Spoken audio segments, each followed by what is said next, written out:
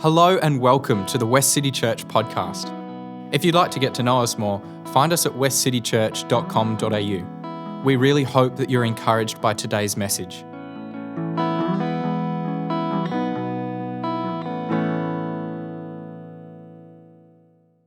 Look, Phil kind of prefaced it with, this is going to look and sound a bit like what I do to live out communion, but it's not really this week. I'm a teacher, and so I'm going to do this from a very teaching perspective, right? Like when you're a teacher, you have a bunch of needs in your class that you have to meet and adjust to based off the circumstances of your kids. And I think I see that in the world as well very much. And so as a kid, I was quite odd. I've always been a very unique child in no. Okay, I'm just a very odd person in general. But when I was a child, it was very evident that I was a weird kid where I knew all the fruits of the Spirit before I knew my colours, and we have it on tape. It is absolutely embarrassing. And my parents are like, haha, that's our brilliant Christian child. But I had all these other little quirks to me as well. And unfortunately, one of them I did actually get from my dad, which is I'm a very sensory, hypersensitive person. And it's a very frustrating thing to deal with because it actually stops you from doing lots of things. And you kind of have to find your own adjustments for things so that people don't know, or you can just kind of keep going. So I've got all these tips and strategies that I've had to figure out over the years. However, when I first started coming to Westcity, we took communion in the little cups, and we used to have the bread separate. And so for my sensory brain, I was like, perfect, that's exactly what I need. And then a few years ago, we went back to doing the dipping. It's a big fat no from me, I'm sorry. Cannot do it. The sensory experience is just unreal. I just cannot cope with it. And so every time I take communion, people always think I'm a bit bizarre in the fact that I pick up the gluten-free cup, but yet I take the gluten-full bread. And everyone's like, that's got gluten in it. And I'm like, yeah, no, I know. I'm just a bit odd like that. And I think when I was doing that, because I probably couldn't take communion for 6 months, just trying to figure out how I was going to get past this. And I was kind of I don't really know how I'm going to make my way around it. But then as I wasn't taking communion, I was sitting there and noticing all the other people that weren't taking communion. And I was kind of wondering what it was about their story in why they weren't taking communion. And so one of my friends who's started coming to church maybe 6 months to a year ago, she's a reverend in the Anglican diocese, and she didn't want to take communion for a really long time because it reminded her too much of work. Because for work, every single day at school, she had to hand out communion, and she still has to do it. And so she was like, I can't separate this experience that I get to connect with God with my work and my job. And I was like, interesting. That's really difficult. And then I spoke to somebody else, and somebody else said, I don't want the word spoken over me because I'm at a place in my life where I actually can't cope. I cannot cope with people saying those words over me because I don't know how I feel about it yet. And so as I was kind of reflecting about the more experiences people have, again, I'm going to jump back into my teacher mode, I considered what adjustments do we need to make as a church to make sure every single person can have this connection with God that they might need? And so I don't have an answer for you today. I'm just going to sit here with that question to you all. And I think it's really cool. Before everyone arrived, John Sear went to Kai and gave Kai communion. And it's because, these guys don't get communion because they play through communion. And so there's another adjustment that gets made. We have a gluten-free option that's for people, and we have plenty of gluten-free people in our church, and that's another adjustment that's made. And people who are in the creche, it gets brought out to them. And there's an alcohol and alcohol-free option, and there's another adjustment that's made. And so if there is a gap in what we do to make sure that every single person can come to the table and experience Jesus, can we have that conversation with each other or have that conversation with somebody who leads our church? Because we want to make sure that everybody is both seen, has that encounter with God in their way that makes them feel comfortable and that they can, so that no one is excluded. Because that, as a church, is what our message is about. It's about every single person being able to come to the table. And we say that in the way that it's no matter what your background is or no matter what your experience is, you can. But this is even deeper than that, where we want to make sure that there is no true exclusion to that. So yeah, thanks.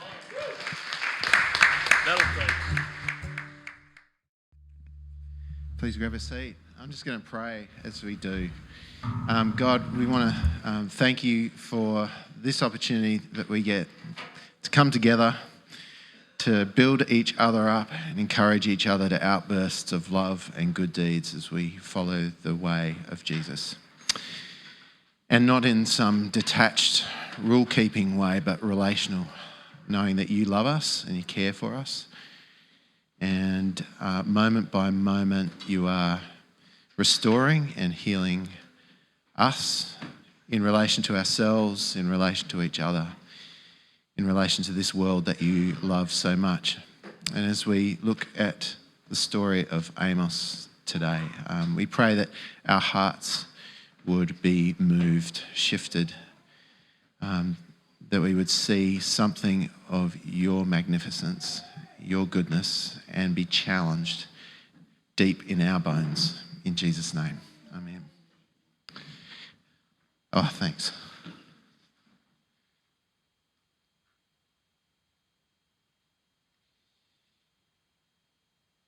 Well, good morning. If you're not a frequenter of Westcity, my name's Trav, and really privileged to be able to speak this morning. I've never actually spoken on this book, so that's going to be fun for me, at least. I don't know. But we're in the middle of a series called Woke, which, if this is your first time hearing a message in this series, you might notice yourself having a bit of an internal reaction to even just the titling of that. Because woke is a term that's pretty loaded. It comes with a fair bit of baggage these days. Either people are nodding enthusiastically or they're rolling their eyes with cynicism. But here's what we're discovering quite intentionally through this series, that the original wake-up call to injustice in the world didn't come from social media or modern movements or political activists. It came from God and came through voices that are thousands of years old, but I suspect, or more than suspect, are speaking directly to who we are today. These ancient prophets, they weren't just concerned with, I'm not even sure they were concerned at all with personal spirituality and getting people to heaven, after they die. They had their eyes wide open to how faith intersects with real-world issues of justice and mercy and community.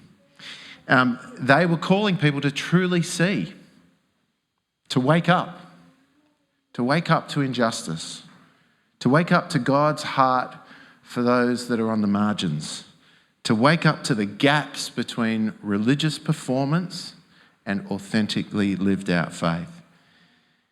They were asking the kinds of questions that make comfortable people uncomfortable, which brings us to today.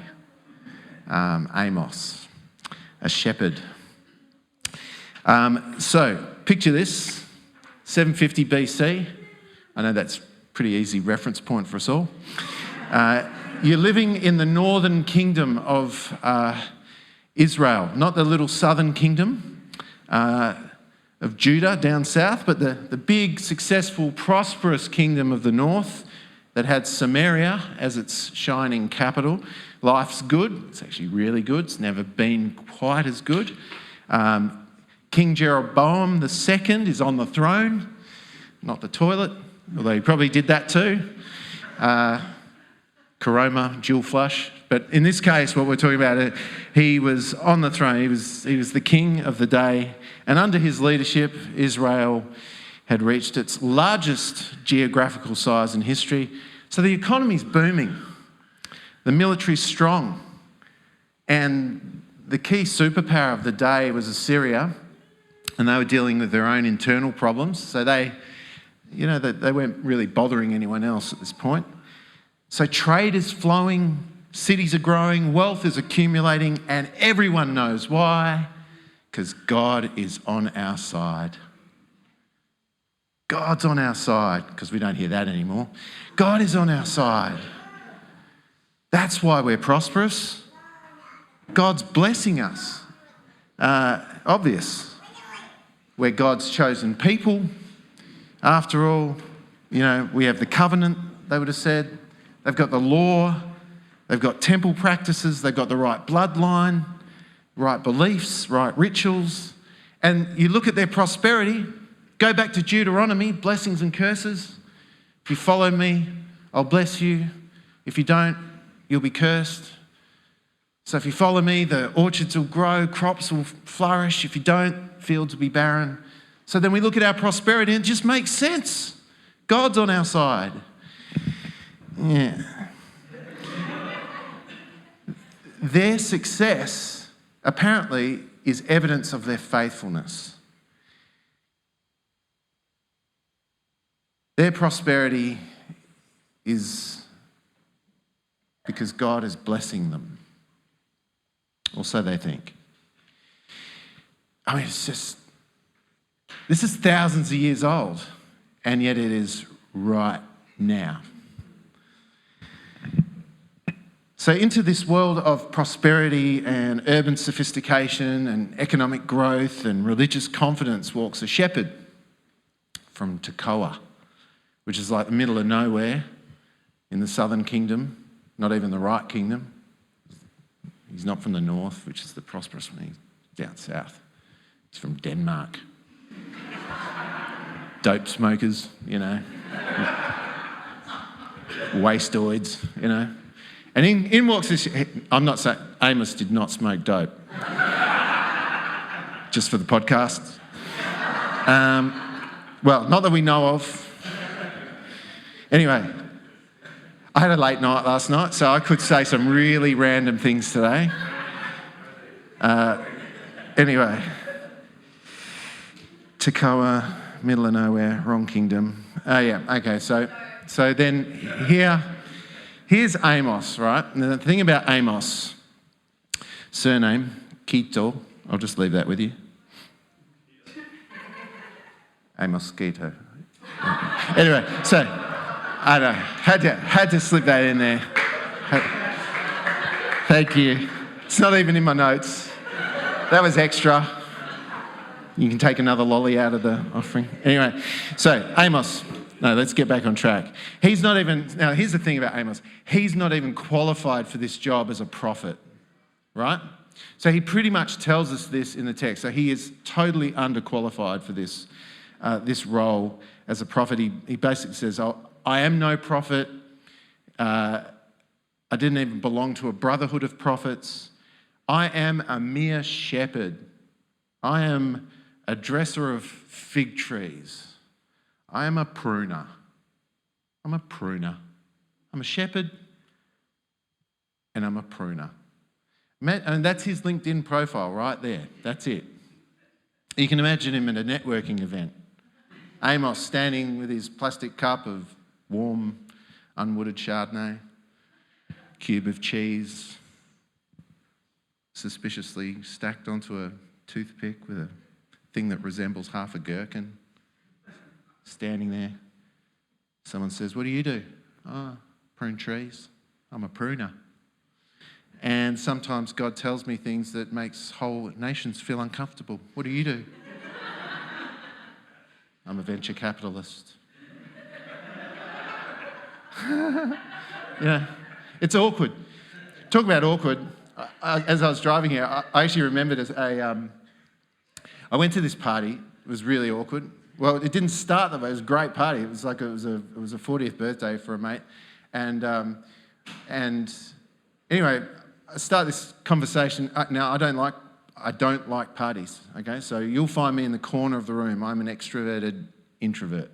Right, so you'll find me in parties. I'll be in the corner of the room. One conversation for the whole night. That wasn't the case this night because there was no chairs, and apparently no corners. So I'm in this conversation with this guy.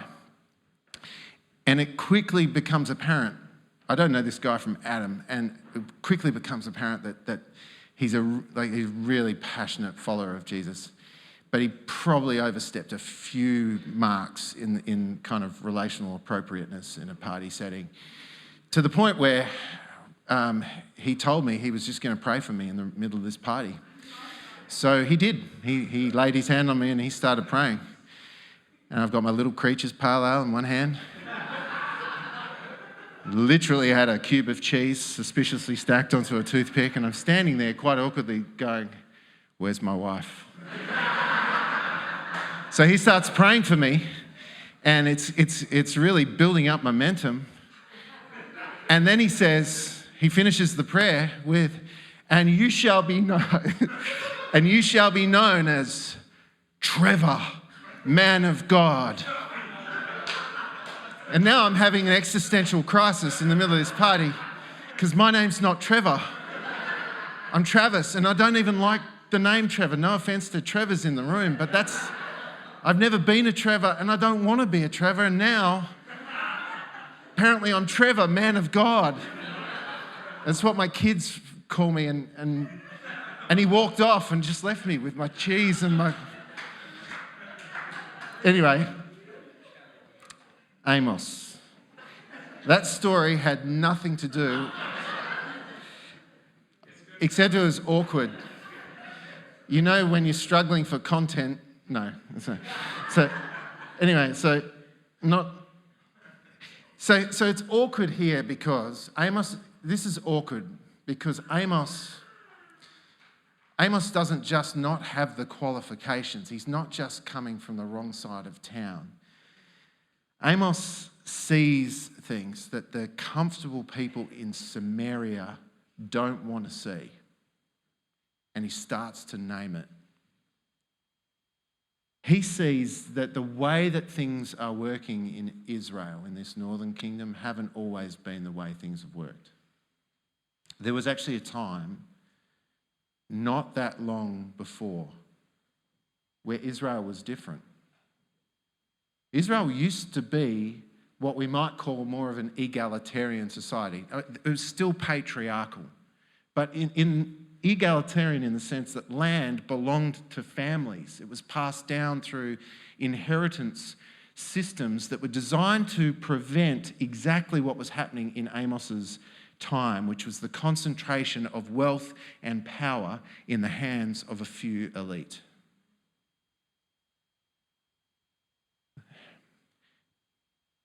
So the messages that he starts delivering, they're landing a little uncomfortably. The legal system at this point, prior to this point, was decentralised in the sense that courts met at the village gates, in the town squares, where ordinary people could seek justice and the vulnerable could find protection. And the whole thing, the whole system prior to this moment that Amos is speaking into really was built on a radical idea that ultimately God was the Lord of the land, that God was the landlord. And the land existed for the good of everyone, not just the profit of a few. That's why we go back to Deuteronomy, and one of the key messages is there need not be any poor among you. But something's shifted. Someone's changed the rules. And it started, according to Walter Brueggemann, way back with Solomon. Solomon, Brueggemann says, gave the people three things they thought they wanted: an economics of affluence, a politics of oppression, and a controlled state religion. Now affluence sounds pretty good. I mean, who doesn't want some prosperity? But here's the thing about affluence. It's usually built on someone else's poverty.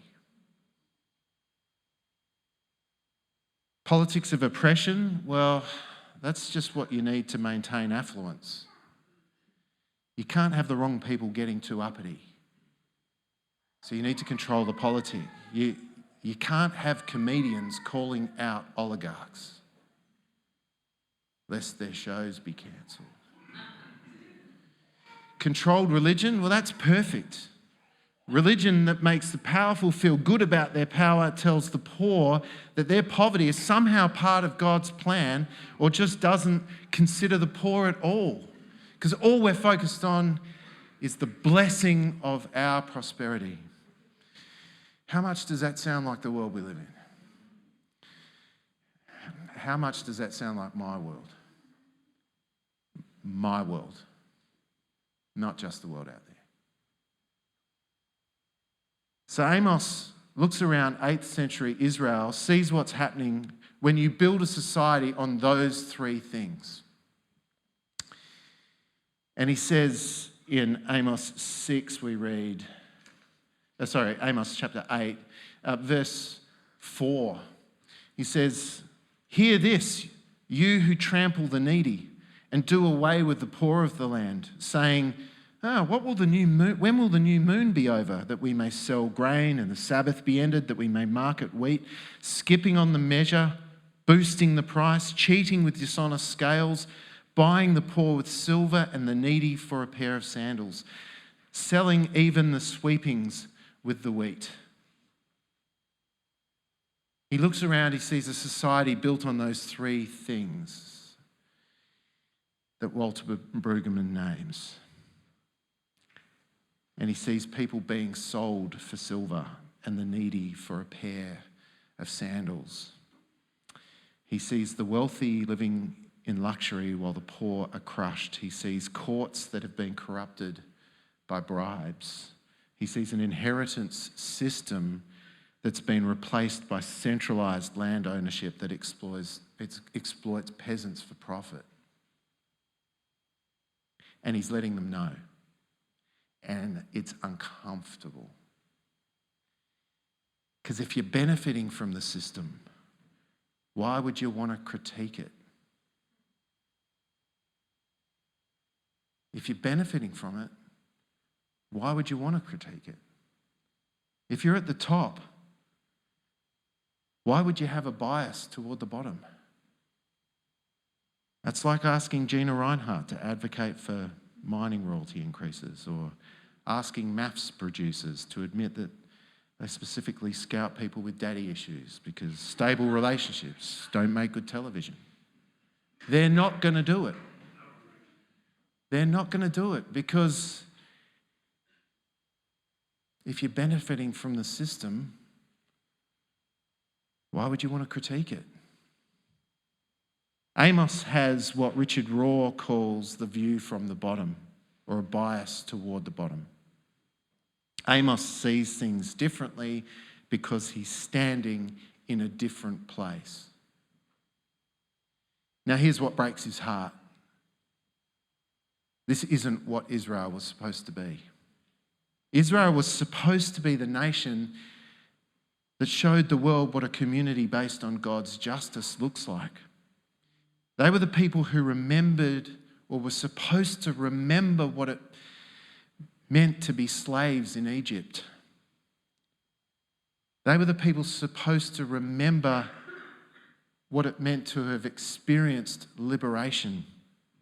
They were supposed to be the people who made sure no one experienced the kind of oppression, ruthless oppression they experienced at the hands of the Egyptians. What happens? Well, maybe we should say, look at what happens when people forget their story of liberation. What happens when I forget my story of liberation? What happens when the liberated become the oppressors? Now, if that doesn't make it uncomfortable, he turns it up a notch. This is where it gets particularly uncomfortable, because the people in Samaria are still religious. They're still having festivals. They're still making offerings. They're still singing songs about how blessed they are. They're still having worship sessions in the White House.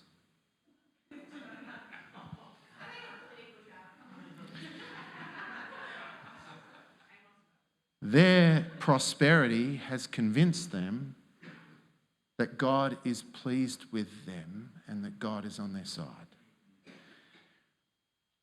And Amos hears God saying something different. Amos chapter 5 is pretty confronting. He says, I hate I despise your religious festivals. I take no pleasure in your offerings. I refuse to look at your sacrifices. Now, that's not God rejecting worship out of hand. That's God rejecting worship that's been divorced from justice. Worship that celebrates blessing while ignoring suffering. Worship that sings about God's love while participating in systems that crush the vulnerable.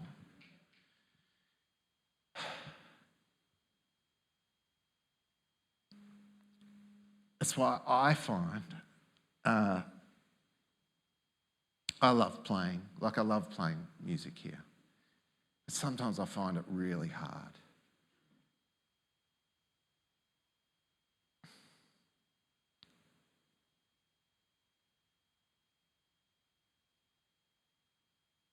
I don't know what my tears are. I think it's my own frustration in myself. As much as anything, it's not at anyone, but how easy it is for me to sing songs of grace while living in ways that deny grace to others. Not just economic, but relational. And I find it hard to select songs sometimes. Sometimes I don't know where to sing from. And I feel a deep conviction just in terms of my own personal journey to what does it mean for us to write differently, to sing differently, to sing more consistently in a way that really does ground us more and more and more. Not that we're not doing that, but that we could be doing that even more, that connects us, our worship, to authentic, lived out faith, particularly around issues of justice. And I accept that just may be something for me to sit with. That might not be a message for anyone else in the room. But then Amos says something that blows everything up. I mean, as if he hadn't already. I mean, he kind of turned the dial up, heat's on. It's like you're driving in the car and, like we used to have this van, another random thought.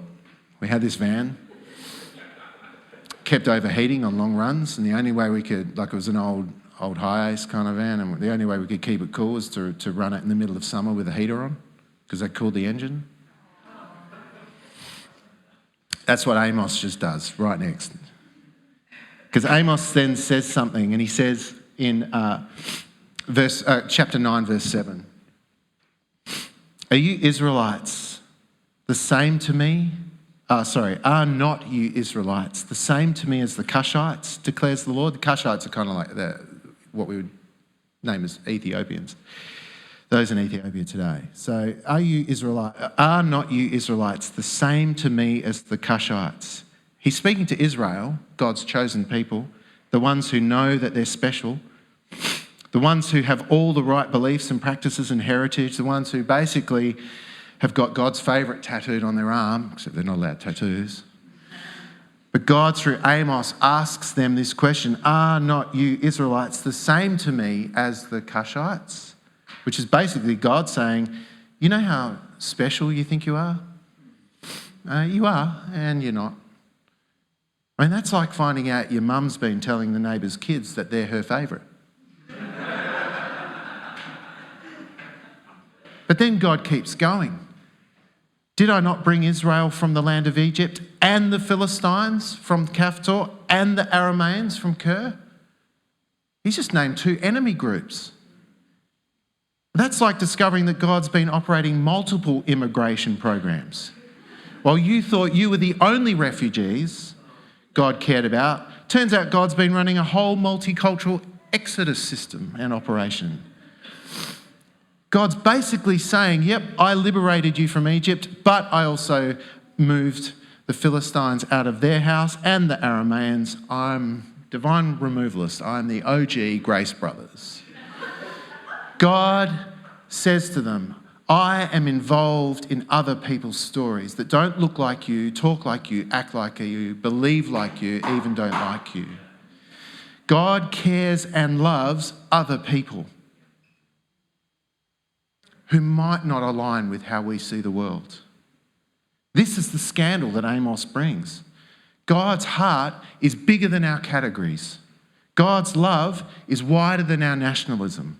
God's justice extends beyond our boundaries. What if experiencing God's liberation means we're called to work for everyone's liberation? Go back to the worship stuff, he says, and where he's saying, I don't like your festivals. Then he follows up, he says, let justice roll down like waters and righteousness like an ever-flowing stream. That's not a gentle trickle. That's a flood that changes everything in its path. Justice that transforms systems, that redistributes power, that remembers the vulnerable. Now, here's what's beautiful about Amos, and I'll bring it to a wrap, kind of. He doesn't just deconstruct. He ends with restoration. He says, well, God says through him, I will restore the fortunes of my people. They will rebuild ruined cities and live in them. But that restoration comes after justice, or as justice is being lived out. It comes as there's a recognition that God's love extends beyond our boundaries, after the acknowledgement that chosenness means responsibility, not privilege. So the shepherd from Tekoa, the pruner, he's still talking today. He's still speaking, and he's still asking uncomfortable questions about our systems, challenging our assumptions about God's love, still painting visions of rolling water. Are we listening? Am I listening? Sometimes.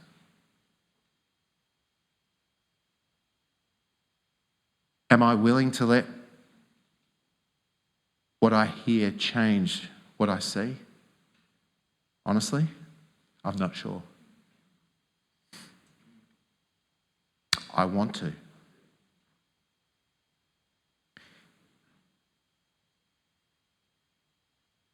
It's uncomfortable, but you know what?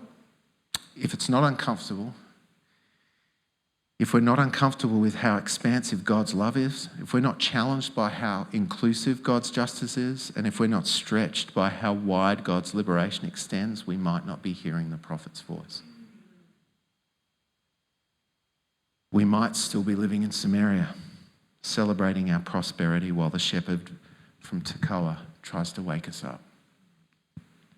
Let justice roll down like waters. Let it start with our assumptions. May it start with our systems. Let it start with us. I invite the music team to come up. So I want to say this is why the table is so important, because it reminds us, those of us who these questions sit with uncomfortably and wonder, how do we make these big shifts?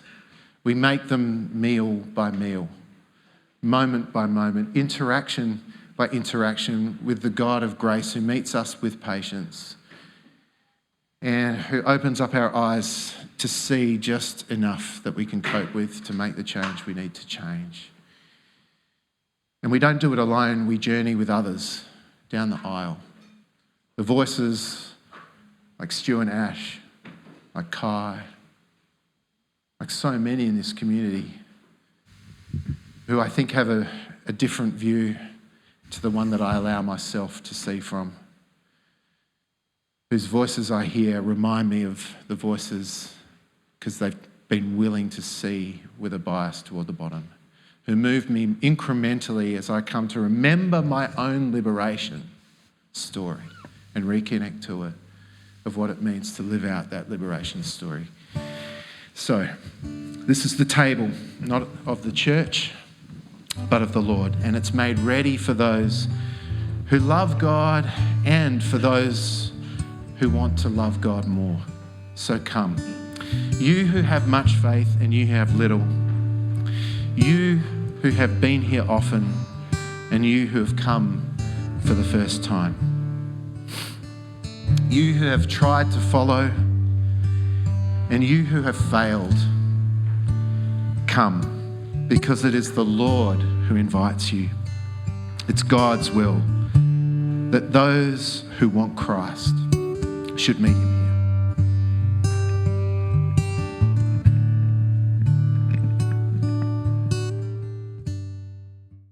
Thank you so much for joining us.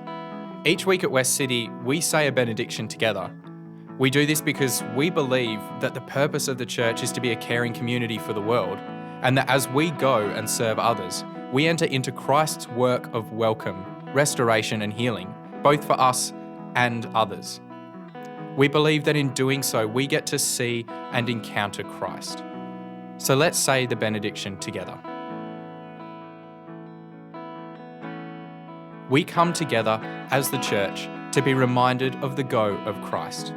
So we will go out and feed the hungry, go out and clothe the naked, go out and fight for justice, go out and end oppression, go out and proclaim anew the old story, go out and associate with those who don't look like us, think like us, act like us, and don't even like us. And we'll do it all in the name of the one who sent us. His name is Jesus.